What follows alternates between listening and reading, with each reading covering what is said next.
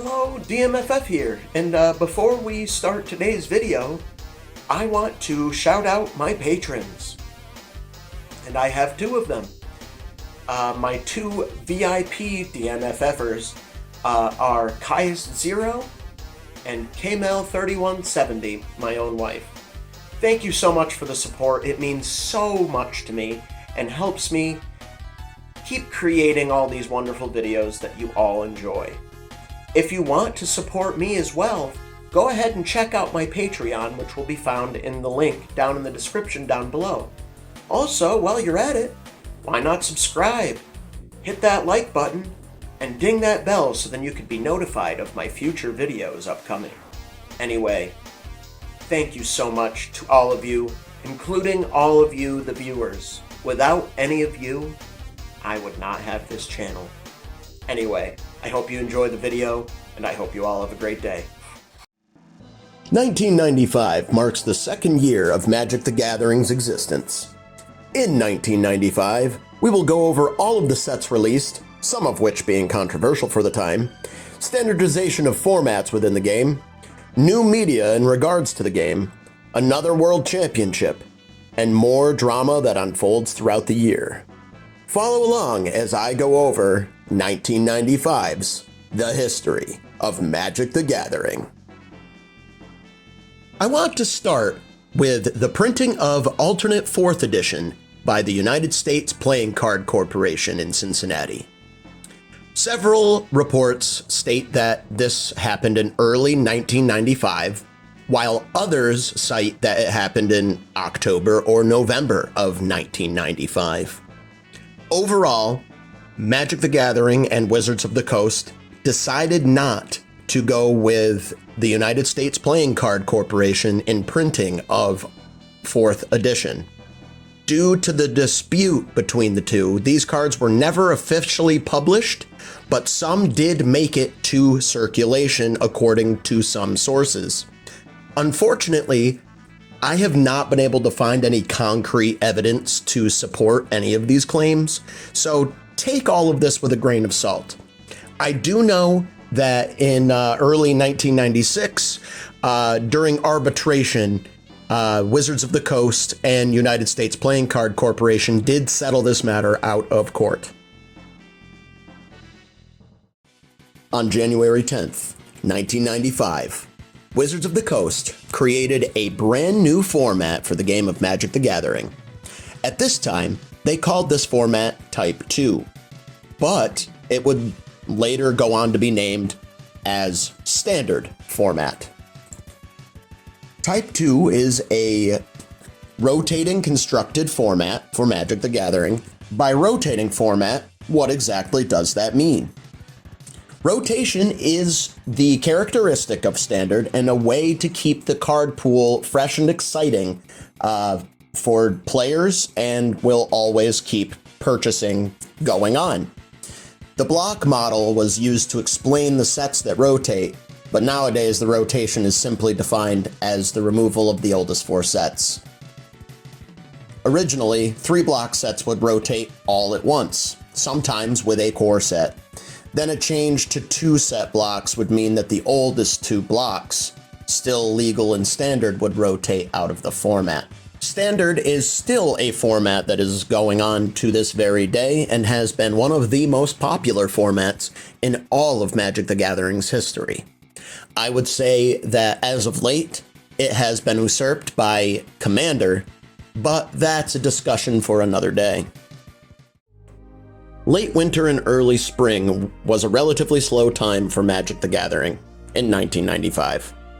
Black Lotus reaches its $100 price point on the secondary market in February, and in early spring, the first official binder for Magic the Gathering cards is published by Wizards of the Coast. Following that, in April, the very first pre-release comes out for a new core set called 4th Edition. It was published in English, French, German, and Italian, and was released in other languages for the first time, that being Japanese, traditional Chinese, Korean, Spanish, and Portuguese.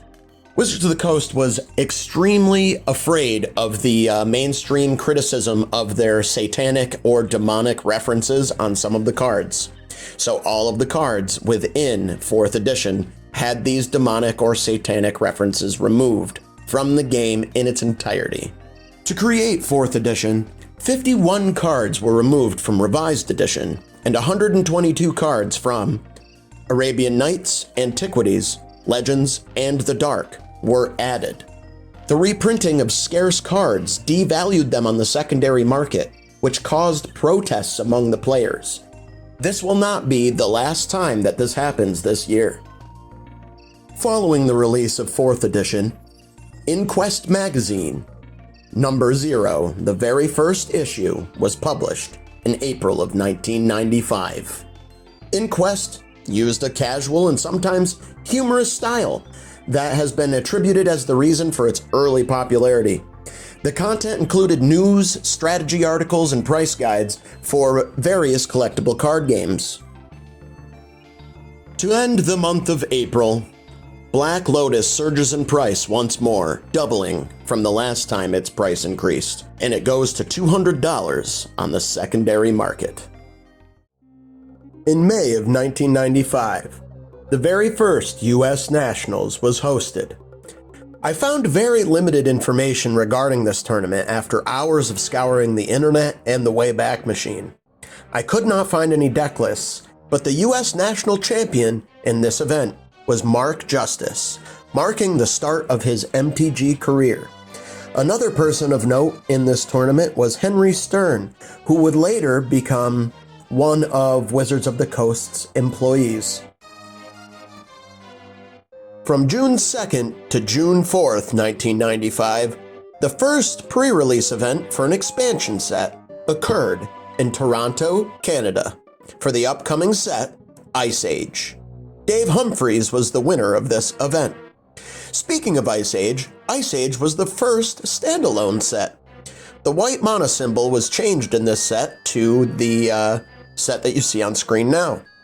Ice Age contained 383 black bordered cards, 121 rares, commons, and uncommons, along with 20 basic lands.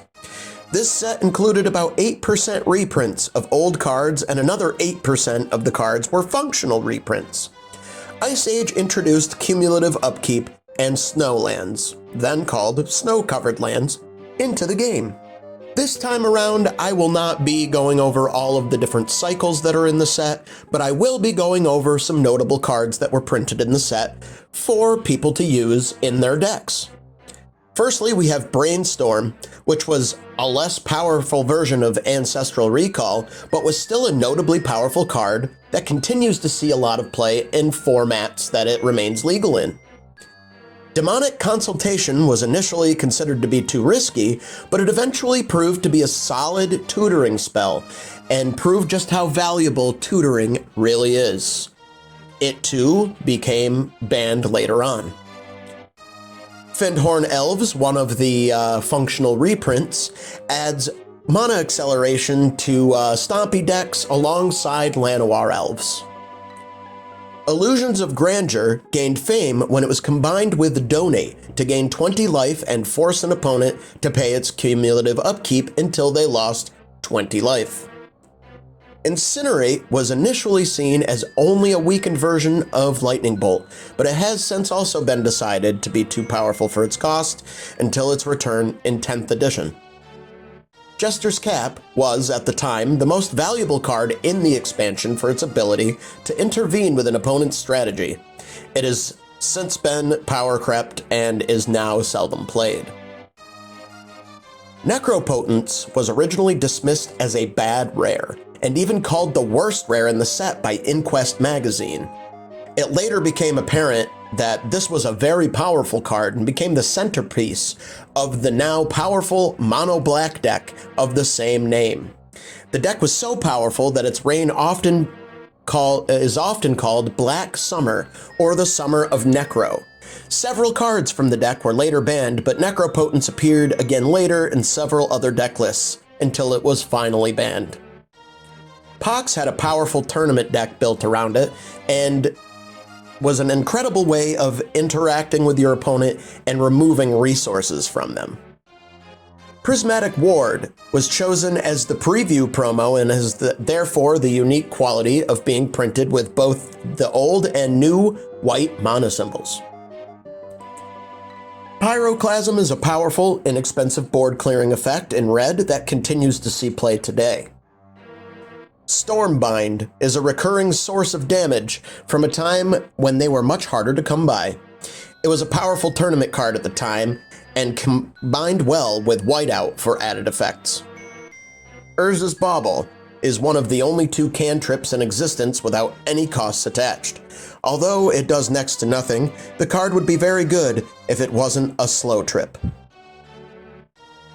Zurin Orb is a powerful zero-cost artifact that gives any deck life gain, and was notorious for prolonging games.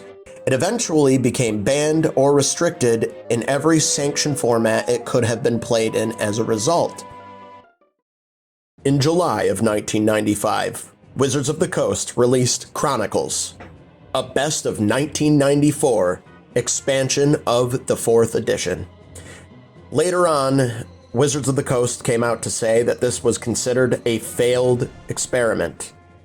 Reprinting a lot of the older cards in white border did devalue a lot of the cards on the secondary market, which followed with a huge outcry from collectors in the community. In August of 1995, Wizards of the Coast released another set called Renaissance, which was a reprint set very similar to Chronicles, but was a black bordered set released for German, French, and Italian markets. Each card printed in the set carries the expansion symbol from the set it was originally printed in. Beyond this, there is relatively limited information in regards to this set, whether or not it was a good set for these markets or if it created outcry in those markets as well. From my guess, I would assume that it went well over in those markets as they had a more limited supply of cards and players desperately needed game pieces in order to play the game. From August 5th to August 7th of 1995, the 1995 World Championships was held in Seattle, Washington in the United States. This was the first World Championship that was invite only, and the first that included a team portion of the tournament. It was a 3-day tournament featuring 71 players from 19 different countries.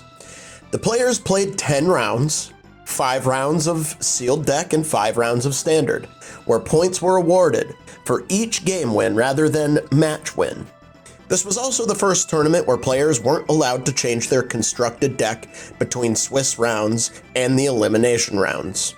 In the final, the relatively unheralded Swiss player, Alexander Blumke, defeated France's Marc Hernandez 3-2, becoming the world champion in 1995 for Magic the Gathering. The top 8 in the finishing order would be, number 8 would be Mu Luen Wang, hailing from Austria. 7th place goes to Henry Schild, hailing from Finland. 8th place went to Andrea Reedy from Italy. Ivan Kurina takes the 5th place spot, also from Italy. Henry Stern from the United States takes 4th. Mark Justice from the United States takes 3rd. Marc Hernandez, hailing from France, takes 2nd. And Alexander Blumke defeats everyone, hailing from Switzerland. Here we have Alexander Blumke's notorious deck list. We can see here that this is a 3-color deck, a color combination that would be considered Esper in today's day and age. This is a pretty heavily control-focused deck that has a pretty slow roll for win. The cards used here, like Hymn to Turok, Mind Twist, and Hypnotic Spectre, could control the game early on to control the resources in your opponent's hand, while cards like Senger Vampire were there to help close out the game for victory. September of 1995 had a few notable things happen within it. Black Lotus reaches $300 on the secondary market after just being $200 several months prior. Magic the Gathering had its first price increase on all sealed product as well.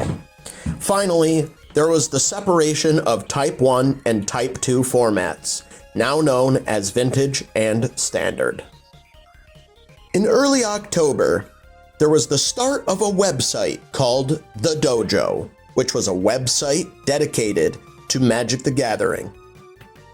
This website was designed in such a way that it would be an easier to read format than things such as Usenet, as they were unstable or sometimes unable to function properly. The Dojo is no longer around today, but was the best way to find out the metagame and various information about Magic the Gathering, and one of the best places to talk amongst each other about this wonderful game. On October 14th in 1995, the very first launch party was held for the new set called Homelands. A launch party, or now known as a release event, is an event held after the release of an expansion set. The format for each release tournament originally was DCI sanctioned and a sealed deck event. Players built decks with cards from the new set. Release cards or launch promos have been given out in later years. On to the set in question, Homelands. Homelands was a completely flavor-driven set and is purportedly the worst designed set ever created in the eyes of not only the designers, but also the players. It was the second expansion of the Ice Age block until July of 2006, when it was removed and Cold Snap was added to the block. The set size is of 115 cards, with 25 commons, 47 uncommons, and 43 rares.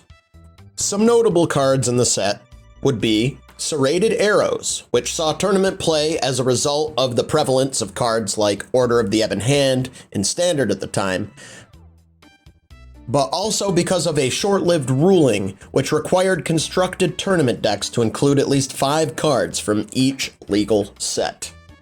Merchant Scroll is a blue tutor card that remains a passable card in many formats. Ishin's Shade is among the iconic and flavorful legendary creatures of the set. Others include Autumn Willow, Aeron the Relentless, and Baron Sengir. Memory Lapse, despite being unpopular at first, would go on to be considered one of the best cards in the entirety of the set. Apocalypse Chime, which some of you have let me know in one of my previous videos, is something that existed that I had no idea about, was the last expansion hosing card to be printed. Finally, Temerian Fiends was the last card ever to mention Ante. Overall, not a lot of notable cards within this set, which is why many consider this set to be the worst set in all of Magic the Gathering's history. To round out the year of 1995, sometime in October, the billionth Magic the Gathering card was released.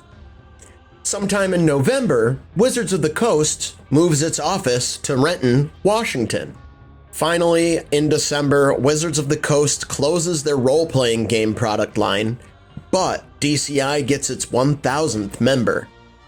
Just going to show that Magic the Gathering is here to stay. This has been a relatively slow year for Magic the Gathering. However, I believe it is a year that they learned a lot. Between all the reprints of older cards and power level issues in numerous sets, this was definitely a year of growing pains for Magic the Gathering and Wizards of the Coast. So that was the year of 1995 for Magic the Gathering. Join us next time on The History of Magic the Gathering, 1996, for all the new sets, the meta, and all of the drama that could unfold within that year. Thank you so much for tuning into today's video. I really hope you enjoyed it, as a lot of work and research go into making these videos. It is just me doing all of the research, doing all of the editing, recording, and writing of the script for these episodes. So I really hope you enjoy it. If you have any feedback, just let me know down in the comment section below. If you enjoyed today's episode, hit that like button, subscribe, and ding that bell so then you can be notified of the next release of this wonderful series. Also, if you really want to help me out and want to see these more frequently, take a look at my Patreon. It's linked down below in the description of this video. Anything really helps me out a lot and can definitely help me get through these videos a lot more quickly. Thank you so much for all of your support. I appreciate all of you. I hope you all have a wonderful day, and I will see you in the next video. Take care.